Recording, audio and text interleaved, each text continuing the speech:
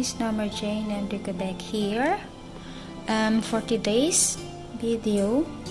I'm sharing you my healthy breakfast. Ayan. Ginawa kong tinadtad ko lang yung spinach with my 2 eggs there. Prepare ko na siya, guys. Tapos yung receipt ko palang gagawin ay yung omelette. Yan ang omelette ko. Maganda to sa katawan natin. Kasi lalo na sa panahon ngayon, onions and tomatoes. Especially for the time we have this time. We need healthy foods to keep us healthy. Yeah, it's like that.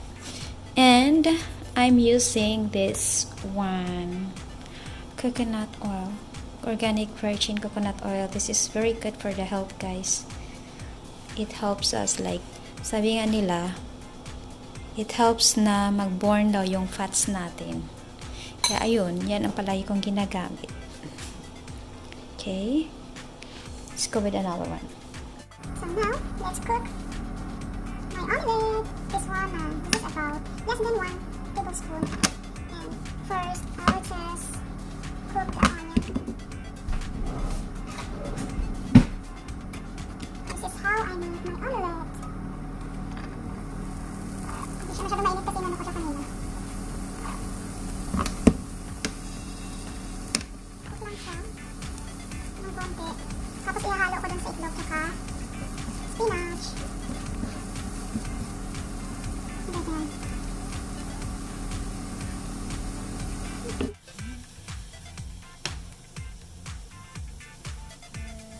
Kung sa tingin nyo, medyo luto na, medyo malambot na yung onion, pwede mo na siyang pwede mo na add some tomatoes, pour the tomatoes inside.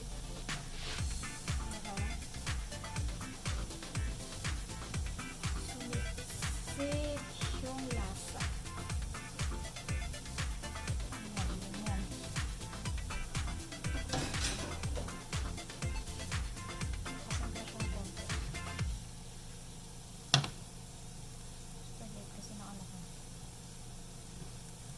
Ganun ko lang siya para pinapalabas ko lang yung lasa ng onions tsaka tomatoes.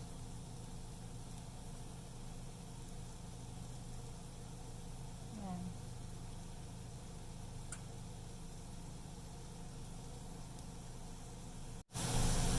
And now, since it looks like soft already, I'm going to pour this one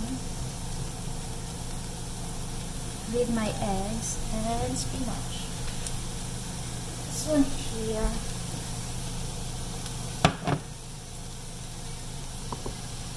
Yeah, this is the eggs and spinach. I just mix them, and I'm going to pour it from here.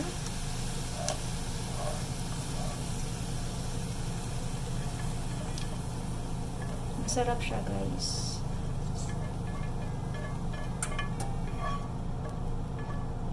Yan. That's all.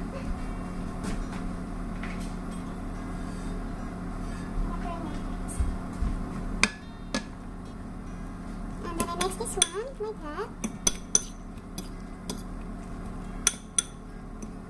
And put in the fire again after.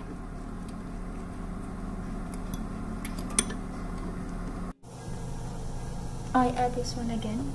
My oil, coconut oil here. Just a little bit. Para lang siya dumulas. Ayan, right now, I'm going to pour this one here. I'm going to cook it now.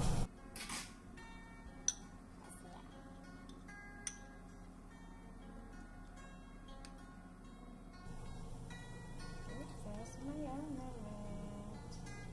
Very healthy siya.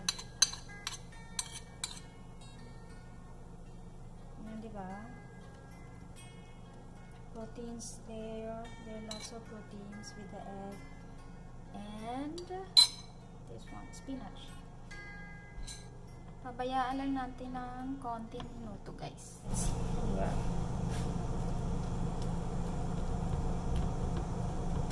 Like that.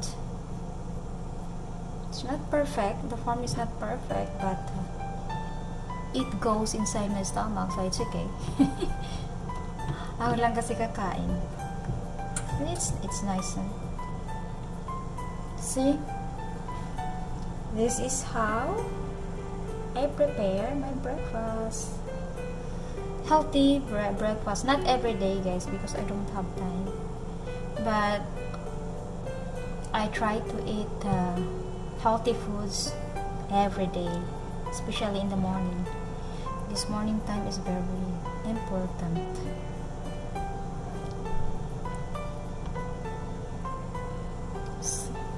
Nakasan ko siya ng konti.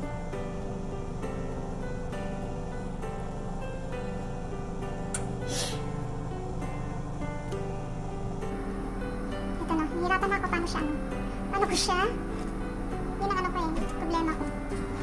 Paano siya i-switch? Ang tawag mo? Balik ta rin.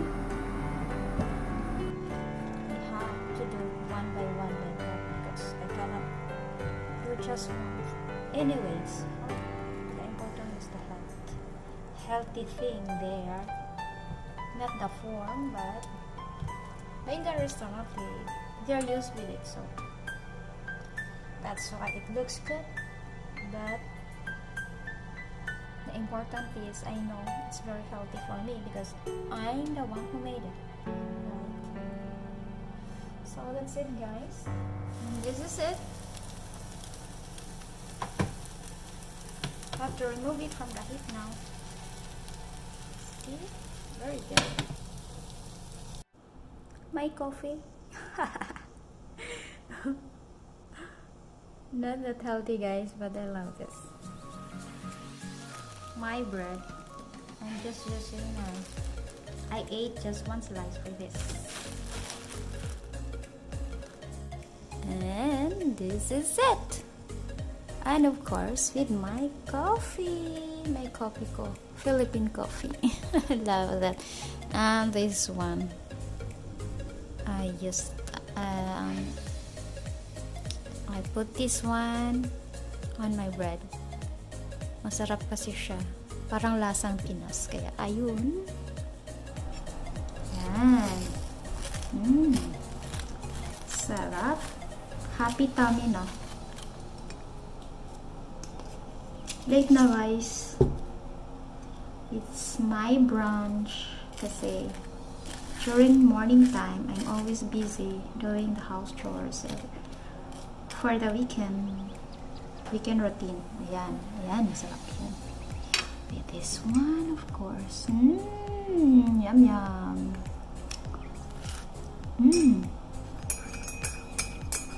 So yummy. Look at that, guys. Berries. The important thing of berries, it's very high in fiber. It's very good for the health.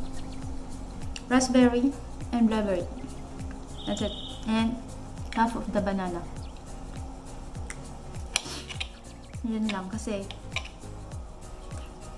kinain ng asawa ko yung kalahati ng banana. Kaya ayun. Okay, thank you again. Bye! Ayan.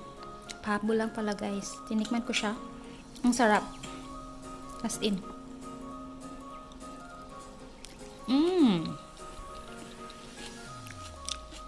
Ang sarap na lasa. Okay, thanks again. Pinapahabol ko lang yun. Thank you. See you next time. See you on my next vlog. God bless.